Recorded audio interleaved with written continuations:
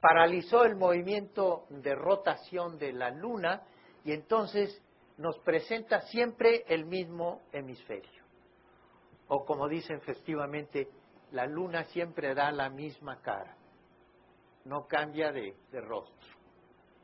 Aunque es una cara muy estropeada, ¿verdad? Porque está llena de cráteres, pero nos presenta siempre, y desde lejos se ve por lo menos muy bella la Luna, ¿no? Ok. Pero esto hace que la Luna, con sus 28 días, con sus 14 días terrestres de luz, nos pueda ofrecer desde cualquier lugar la mitad de un mes lunar, reflejar la luz del Sol a través de grandes paneles que se establecerán en la superficie lunar para reflejar la energía solar a la Tierra en forma de microondas, el calor solar en forma de microondas, y transportarlo en energía eléctrica en la Tierra. Pero hay otros 14 días terrestres de noche en la Luna, y eso es un grave inconveniente.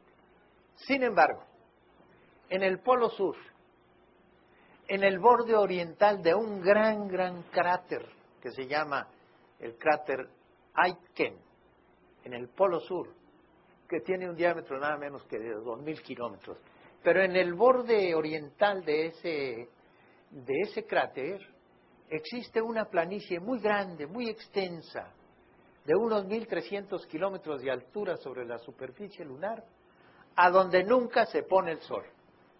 Ahí sí se cumple aquella frase del rey de España, Felipe II, que en sus dominios nunca se ponía el sol.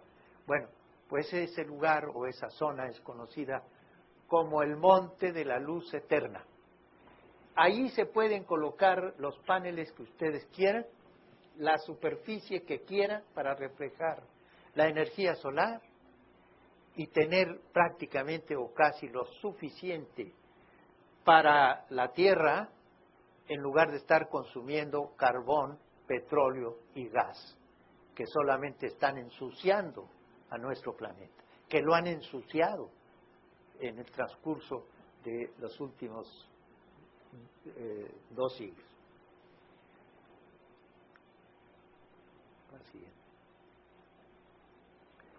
Pero aquí tienen ustedes un tesoro del que no teníamos noticia hasta que llegaron los astronautas del programa Apolo, trajeron muestras lunares, tanto del polvo lunar que existe en la superficie, que es una capa de polvo muy fino, de color gris oscuro, como de unos 5 centímetros de espesor, en algunos lugares más que en otros.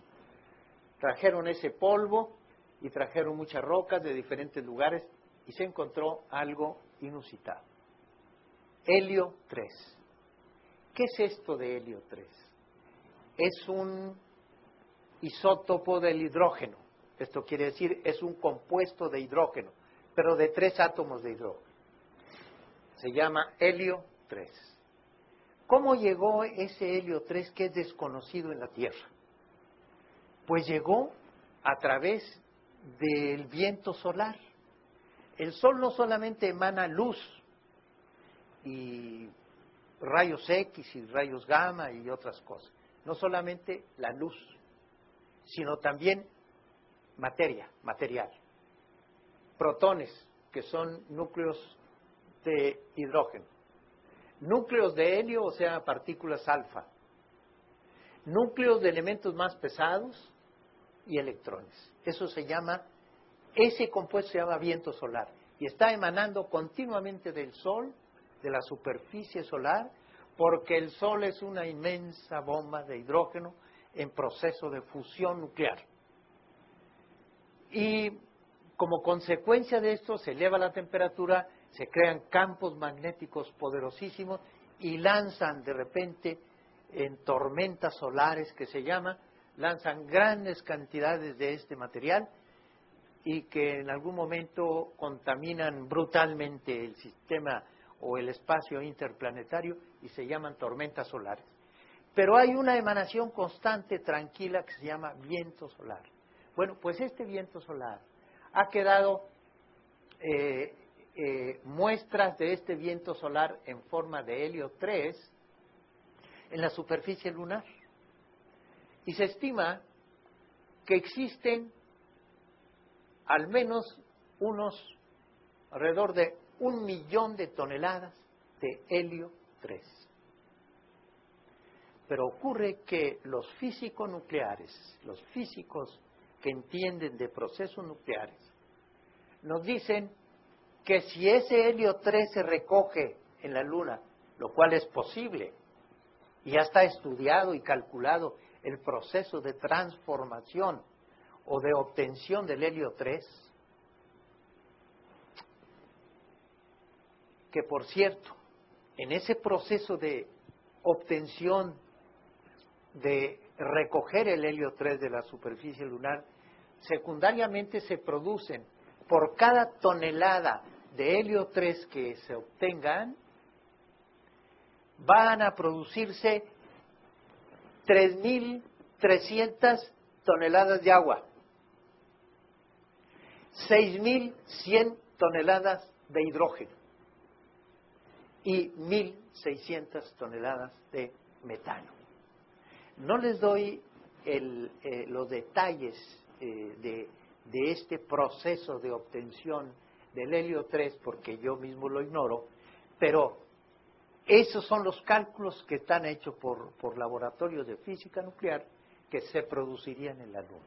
Fíjense ustedes que además de obtener 1 tonelada de helio 3, y ahora veremos cómo se transforma esa tonelada de helio 3, se obtendrán secundariamente, como parte del proceso, esa cantidad de agua, de hidrógeno y de metano.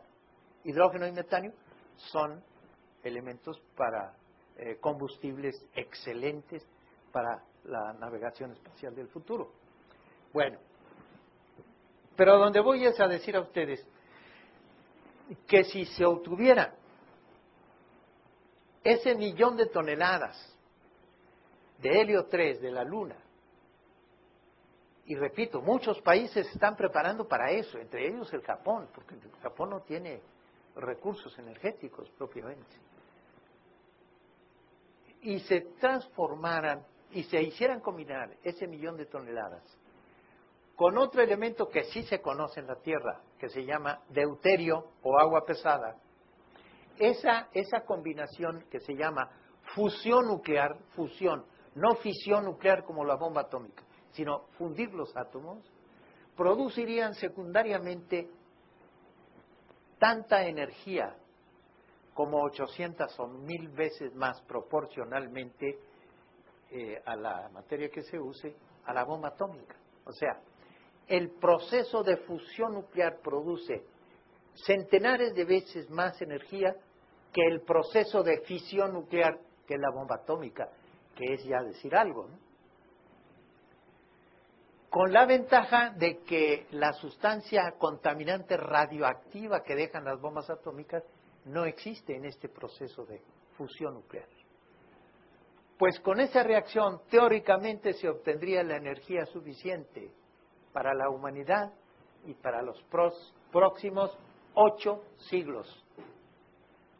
Óigase bien, 8 próximos siglos. Olvídese del petróleo, por favor. Olvídense del carbón y de la leña y del gas y todo eso, que solo han ensuciado, han contaminado este planeta. Y hay estimaciones de que si realmente se trabajara sobre este elemento nada más, ya no el reflejar la luz solar, que también sería un elemento realmente gratuito, en 4 o 5 años se recuperaría la inversión original y de ahí en adelante la humanidad disfrutaría de la etapa más próspera que jamás se ha imaginado. Pero asómbrense todavía más cuando vemos el gasto que se está haciendo en guerras para asegurar el petróleo. Se dice que la guerra de Irak es por el petróleo que existe en esa zona. Yo no sé si eso es así o no, pero eso es lo que los expertos nos informan. Los estudiosos, los analistas políticos y demás, pues que la guerra de Irak es una guerra de petróleo. Dicen que el presidente Bush, y eso lo afirma el premio Nobel de Economía, el premio Nobel de Economía, Joseph Stiglitz, premio Nobel de Economía, que en lugar de los 50.000 millones de dólares que el presidente Bush dijo que se iban a gastar en esa guerra, se convirtieron en 3 billones de dólares. Billones dicho en español. En español, 1 billón es 1 millón de millones. Bueno, pues eso. Y dice además Stiglitz que los 50.000 millones de dólares que el presidente Bush dijo desde el principio, se están gastando cada 3 meses. Luego, habrá que creer una voz tan autorizada como un premio Nobel.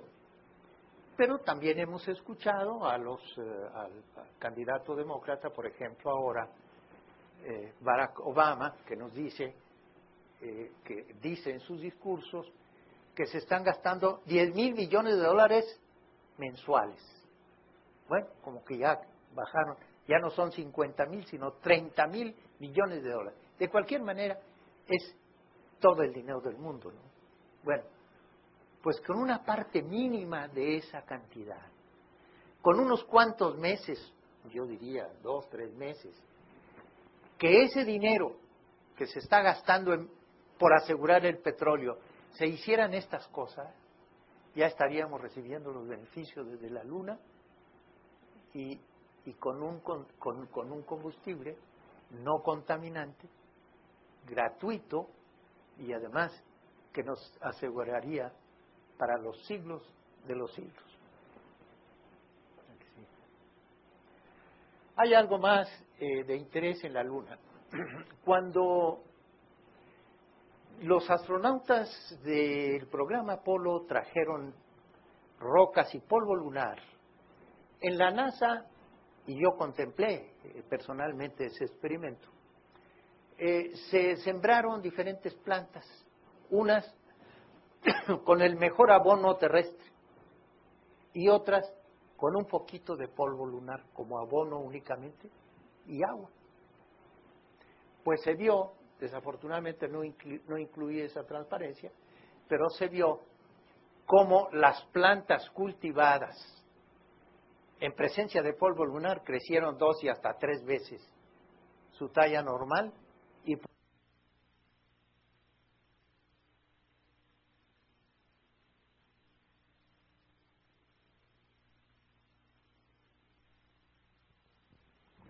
las plantas cultivadas con polvo lunar crecieron vigorosamente y dieron frutos mucho mayores. Y se cultivó trigo, se cultivó maíz, se cultivaron legumbres y muchas otras cosas. Bueno, esto ha hecho pensar a algunos científicos que si eso hace el polvito lunar en las plantas en la Tierra, ¿por qué no ir a la Luna y plantar esos cereales o esas frutas o esas